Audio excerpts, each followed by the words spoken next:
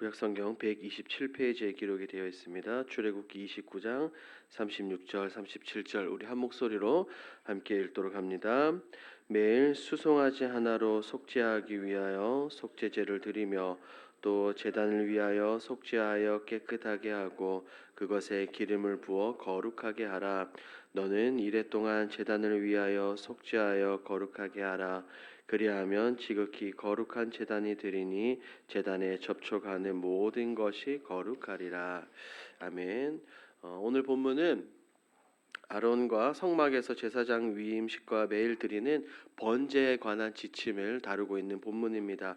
제사는 하나님께 드리는 헌신을 나타내며 매일의 번제는 하나님과 백성들의 지속적인 관계를 상징하죠. 오늘 본문이 우리에게 무엇을 말하고자 하는지 함께 살펴보겠습니다. 내용 관찰 1번입니다.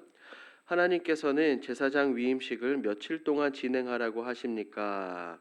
35절 말씀을 보니 아론과 그의 아들들을 위임하기 위한 의식을 7날 동안 진행하라고 합니다. 이것은 단순히 의식적인 절차가 아니라 제사장으로서의 거룩함을 분명하게 확립하는 것이지요. 그리고 이 제사장직을 하나님 사역에 헌신시키기 위한 가정입니다.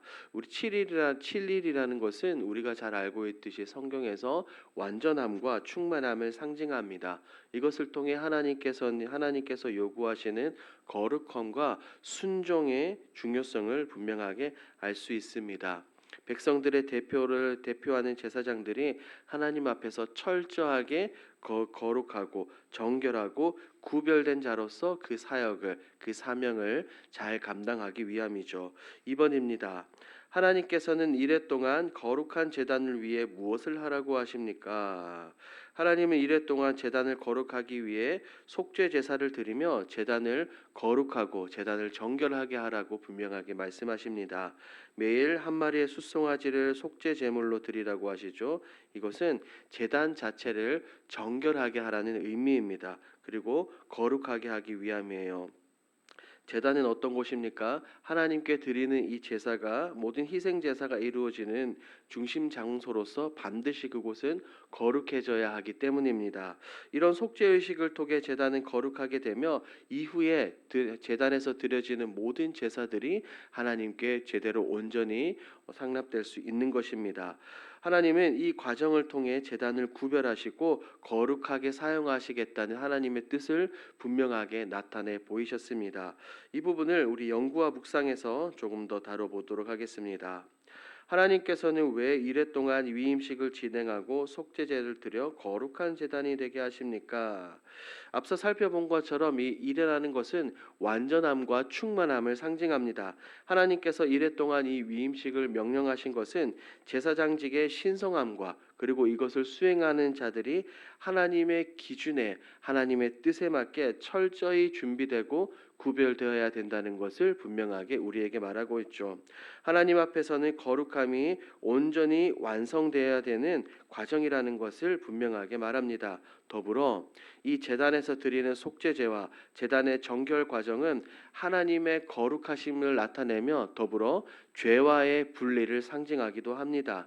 이레 동안 반복적으로 속죄제를 드리는 것은 제단을 정결하게 할 뿐 아니라 백성들에게도 분명한 가르침을 주시는 것이죠. 바로 하나님 앞에서, 거룩하신 하나님 앞에서 거룩함이 얼마나 중요한지를 백성들의 눈에 직접 몸소 보여주는 행동이라는 겁니다.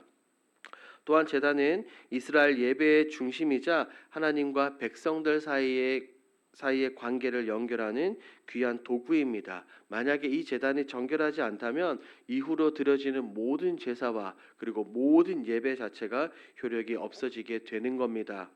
더불어 이런 속죄제를 통해 우리 모두의 죄를 덮고 하나님과 화목하게 하는 이 제단의 역할이 있는 겁니다. 반복된 속죄제는 제사장과 백성 모두에게 죄의 심각성을 일깨우고 오로지 하나님의 은혜를 통해서만 죄가 용서가 된다는 사실을 분명하게 알려주는 겁니다. 느낀 점을 봅니다. 하나님의 음성에 귀를 기울이며 날마다 세상과 구별된 삶을 살라는 말씀에서 무엇을 느낍니까? 오늘 본문을 통해 하나님께서 우리를 특별한 목적 가운데 목적으로 부르셨다는 것을 깨닫게 됩니다. 하나님은 우리에게 원하시는 것이 세상의 가치와 타협하지 않고 하나님 백성으로서의 정체성, 거룩함을 지키며 하나님과 깊은 교제를 유지하기를 원하신다는 거예요. 아침과 저녁으로 드리는 번제는 앞서 살펴본 것처럼 하나님과의 지속적인 관계를 상징하죠. 이것을 통해 하나님께서는 늘 우리와 함께 하시고자 한다는 것을 깨닫습니다. 그래서 우리는 하나님의 음성에 귀를 기울이고 우리의 삶을 날마다 번제처럼 온전히 태워서 드려야 되는 것은 아닌가라는 생각을 해봅니다. 그리고 이래 동안 반복된 이 속죄제를 통해 내가 가진 죄가 우리가 가진 그 죄가 얼마나 크고 심각한 것인지를 생각해 봅니다. 단순히 한 번으로 그치는 것이 아니라 반복될 만큼 우리는 죄인이라는 겁니다. 더불어 그 죄의 문제를 해결해 주시고 덮어 주시는 하나님의 모습을 통해 무한한 사랑과 은혜를 느끼게 됩니다. 또한 죄와 부정적인 것들이 침투하지 못하도록 구별하신 것처럼 우리가 하나님의 자녀로서 그리스도인으로서 구별된 삶을 살아야 되겠다라는 생각들을 가져봅니다. 비록 그것이 어렵더라도 거룩하신 하나님께서 날마다 우리에게 요구하시는 것이기 때문입니다. 이런 부분들을 통해 나의 삶 가운데 하나님과의 친밀한 교제와 구별이 가장 큰 기쁨과 소망이 아닌가라는 생각을 해봅니다. 적용을 봅니다. 나는 날마다 하나님의 말씀을 묵상하고 거룩한 능력을 얻기 위해 어떤 노력을 합니까? 우리는 이렇게 살아가기 위해서 삶 속에서 말씀을 가까이 하며 실천하려는 노력을 해야 합니다. 말씀 묵상은 우리의 마음을 하나님의 뜻에 맞추는 가장 귀중한 영적인 훈련이자 행동이죠. 이것을 통해 말씀 묵상을 통해 하나님이 우리에게 나에게 원하시는 것이 무엇인지 분명하게 깨닫고 이 세상을 살아갈 때 거룩하고 구별되게 살아갈 수 있는 겁니다.